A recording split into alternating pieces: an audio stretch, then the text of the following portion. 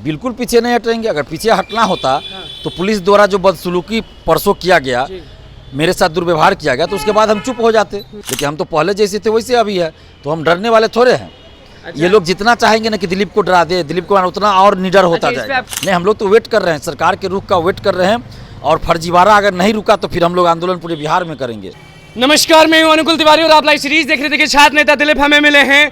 अब फोन आने बंद हो गए। बीपीएससी शिक्षक भर्ती परीक्षा रिजल्ट में लगातार फोन आ रहे थे आपको, आंदोलन भी हो रहा था, सब चीज़ हो रहा था। अब तो कट ऑफ भी आ चुका है, लेकिन कट ऑफ के बाद भी सारे लोग माथा पीट रहे हैं कि धांधली हो गया है, हमारा मार्क्स ज़्यादा है, हमारा मार्क्स ज़्यादा है। अब क्या होगा, क्या करें?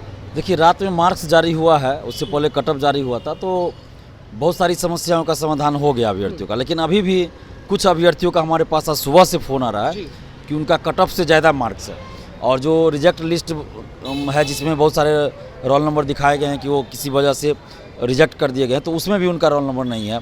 उनका OMR सीट अपलोड कर लिए थे, वो लोग रख लिए थे, तो उससे वो बार बार मिला रहे हैं, जो फाइनल आंसर की था बीपीएससी का उससे मिला रहे हैं, तो कट ऑफ से ज़्यादा मार्क्स उनका आ रहा है। और वहाँ मार्क्स कम दिखाया जा रहा है, किसी का 2 नंबर 3 नंबर कम मार्क्स दिखाया जा रहा है, किसी का 1 नंबर कम दिखाया जा रहा है। तो ये एक समस्या आ रही है। दूसरी कि कट ऑफ से ज़्यादा मार्क्स दिखा भी रहा है और उनका कहीं से कोई रिजेक्शन नहीं है, मतलब डॉक्यूमेंट्स भी उनके पास है, फिर भी उनका रिजल्ट नहीं है। NA दिखा रहा है, अगर मैं गलत नहीं हूँ तो NA दिखा रहा है साइड में, नॉट अवेलेबल। नहीं, ऐसा कुछ नहीं है, कुछ नहीं दिखा रहा है, कुछ नहीं। वही तो अभ्यर्थी मुझे बता रहे हैं, मैं वो बात बता रहा हूँ। अब क्या सच्चाई है मैं तो उसको वेरीफाइड नहीं कर सकता। अभ्यर्थी मुझे फ़ोन करके सुबह से, मेरे पास अभी तक, अभी आप 9 बजे के आसपास आप मेरा वीडियो कर रहे हैं और सुबह से फ़ोन आ रहा है, अभी तक 60-70 लोगों का फ़ोन आ चुका है सुबह से। तो इसमें से बहुत सारे लोग ऐसा बताए हैं। तो अब क्या सच्चाई है, बीपीएससी के चेयरमैन सर से हम आग्रह करेंगे कि इस बात को संज्ञान में लीजिए और देखिए कि जो अभ्यर्थी आरोप लगा रहे हैं, वो कहते हैं सीधे, अभी उस दिन गए थे, वो साफ कह रहे हैं कि शिक्षा विभाग समझे। नहीं, वो तो शिक्षा विभाग का अलग मुद्दा था, वो तो काउंसलिंग की बात थी, डॉक्यूमेंट्स वेरिफिकेशन की बात थी। लेकिन अभी जो कट ऑफ से ज़्यादा मार्क्स कुछ लोग बता रहे हैं, कुछ लोग बता रहे हैं कि मेरा मार्क्स कट ऑफ से ऊपर आ रहा है या कट ऑफ के बराबर आ रहा है, लेकिन मार्क्स जो अभी जारी हुआ उसमें 1-2 नंबर कम हो गया है। तो 1-2 नंबर कम हो गया है, तो क्यों हो गया है? जब OMR सीट उनके पास है, उसका जो अपलोडेड कॉपी है वो, तो चेयरमैन सर से हम आग्रह करेंगे कि इस बात को भी संज्ञान में लिया जाए। क्या मानेंगे, क्या सुनेंगे अतुल प्रसाद? नहीं, हमें विश्वास है अतुल प्रसाद सर जरूर इस पे ध्यान देंगे कि ऐसा क्यों हुआ। अगर हुआ है तो देखिए, मैं बार बार कर रहा हूँ, ये मैं नहीं बोल रहा हूँ, ये अभ्यर्थी बोल रहे हैं। कुछ अभ्यर्थी मुझे फ़ोन करके बता रहे हैं कि ऐसा ऐसा मेरे साथ हुआ है। अब इसमें क्या सच्चाई है ये तो मैं नहीं बता सकता ना, क्योंकि मैं तो नहीं देख रहा हूँ किसी का OMR सीट। आवाज उठा रहे हैं आप लगातार, लाठी भी खाए हैं, हर चीज। लेकिन जब मेरे पास अभ्यर्थियों का फ़ोन आ रहा है, वो अपनी बात बता रहे हैं, समस्या बता रहे हैं, तो वही समस्या हम सरकार के सामने, आयोग के सामने और अतुल प्रसाद सर के सामने हम मीडिया के माध्यम से रख रहे हैं, ताकि अतुल प्रसाद सर इस पे संज्ञान लें। अच्छा, डॉक्यूमेंट वेरिफिकेशन का तो आखिरी दिन हो गया, अब तो होगा नहीं, लेकिन जो गलत लोग, जो धांधली करके, जो फ्रॉडगिरी करके अंदर घुस गए, उनको वो कैसे निकलेंगे? देखिए, हम अभी भी सरकार से ये मांग कर रहे हैं, शिक्षा विभाग से मांग कर रहे हैं कि आप जितने भी लोगों को सिलेक्ट कर लिए हैं काउंसलिंग के बाद, उन सब का एक बार फिर से वेरिफिकेशन कीजिए, सारे डॉक्यूमेंट्स का, और जो भी फर्ज सबका हुआ है, तो तभी तो पता चलेगा कौन फर्जी है, ऐसे कैसे पता चलेगा? तो सबका डॉक्यूमेंट्स वेरिफिकेशन कीजिए फिर से, एक एक अभ्यर्थी को आप बुला के, या जैसे भी हो, सरकार के पास तो संसाधन वो कर सकती है, और उसके बाद जो भी इसमें फर्जी बहाल हुआ होगा सबको बाहर कीजिए, फर्जी वाले को बाहर कीजिए। कल आप गरज रहे थे कि आंदोलन करेंगे और छात्रों के लिए, मतलब कि शिक्षक अभ्यर्थियों के लिए आप उतरेंगे, तो पीछे तो नहीं हटने वाले? बिल्कुल पीछे नहीं हटेंगे। अगर पीछे हटना होता तो पुलिस द्वारा जो बदसलूकी परसों किया गया, मेरे साथ दुर्व्यवहार किया गया, तो उसके बाद हम चुप हो जाते, कहीं मीडिया में बोलते नहीं या कुछ नहीं, चुपचाप हो जाते, मोबाइल ऑफ कर लेते। लेकिन हम तो पहले जैसे थे वैसे अभी है, तो हम डरने वाले थोड़े हैं।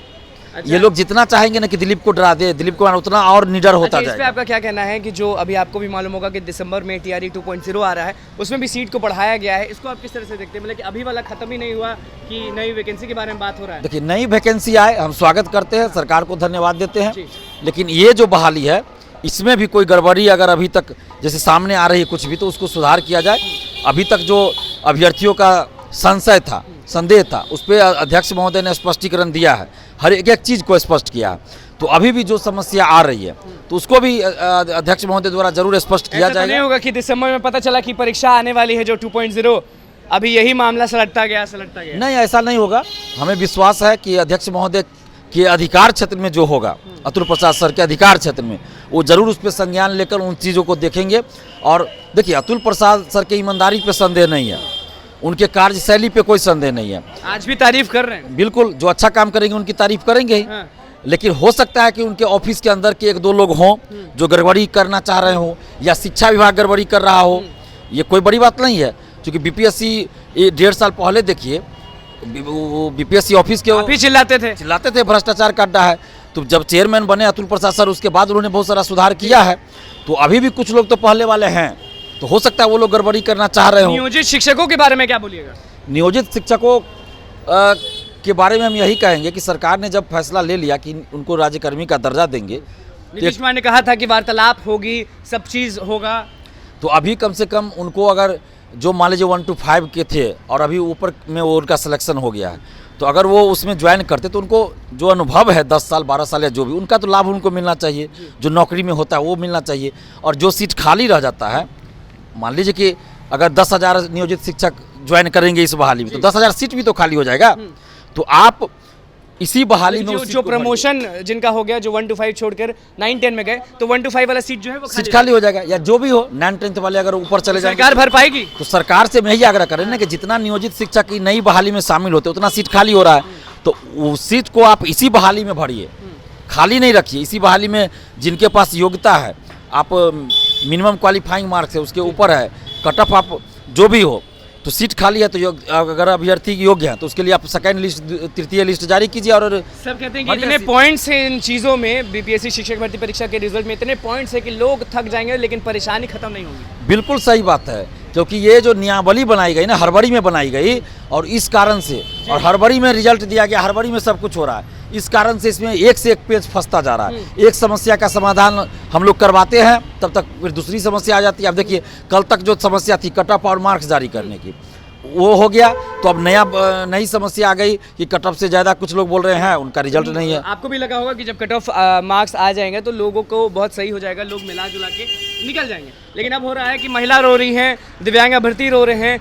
कल भी आपको मालूम होगा कि दिव्यांग अभ्यर्थी को वहाँ से किस तरह से उठाया गया। हम अतुल प्रसाद सर से एक बार हाथ जोड़कर विनती करते हैं, आग्रह करते हैं उनसे कि सर, आपने 1 साल से हम लोगों की बातों को सुना है, बहुत सुधार किया, और छात्र नेता दिलीप सड़क पर हाथ जोड़ रहे हैं। नहीं, जो अच्छा काम करेंगे तो उनसे विनती करने में कोई हमको शर्मिंदगी की बात नहीं है ना। वो अच्छा काम कर रहे हैं अतुल प्रसाद सर, तो इसलिए हम उनसे विनती कर रहे हैं कि आपने 1 साल से हमारी बातों को सुना है, और जो भी उचित लगा आपको, आपने हर डिमांड को पूरा किया है। अभी उस दिन परसों भी मिले तो सब बातों को सुना गया, और एक एक चीज़ को उन्होंने संज्ञान में लिया, उस पर कार्रवाई भी किया। अब करना क्या चाहिए अतुल प्रसाद को? अभी जो समस्या, फिर नई समस्या आ रही है कि कुछ लोग बता रहे हैं, हम नहीं जानते इसमें क्या सच्चाई है, हम ये नहीं जानते कि क्या सच्चाई, लेकिन कुछ अभ्यर्थी हमें फ़ोन करके बता रहे हैं कि कट ऑफ से ज़्यादा मार्क्स है, उनका OMR सीट में कोई गड़बड़ी नहीं है, डॉक्यूमेंट्स भी सही है, फिर भी उनका रिजल्ट नहीं। कुछ लोग बता रहे हैं कि उनका जो OMR सीट है उसमें वो मिलाते हैं तो कट ऑफ से 1-2 नंबर ज़्यादा आ रहा है, कुछ कर रहे हैं कट ऑफ के बराबर है, लेकिन जो मार्क्स जारी है उसमें उनका बाउंड्री लाइन पे है, कुछ जो मार्क्स जारी किया गया उसमें उनका 1-2 नंबर कम करके मार्क्स बताया जा रहा है। तो या तो हो सकता है इसमें अभ्यर्थी, लेकिन बोल रहे हैं अभ्यर्थी कि हम बार बार मिला रहे हैं, 2-3 लोगों से भी मिलवा लिए कि आप देख लीजिए कहीं हम कंफ्यूज तो नहीं हो रहे, तो फिर भी नहीं, कंफ्यूज वाली बात आप क्या करेंगे और बड़ी डिमांड क्या करने वाले? अब हम अतुल प्रसाद सर से आग्रह कर रहे हैं कि आप इन सब चीज़ों को एक बार देख लीजिए, जो अभ्यर्थी बोल रहे हैं कि क्या ये बात सही है कि कट ऑफ से ज़्यादा वाले का रिजल्ट नहीं है, या कोई तकनीकी कारण है, या तो अभ्यर्थी द्वारा कुछ समस्या, मतलब OMR सीट में, या कुछ और वजह से।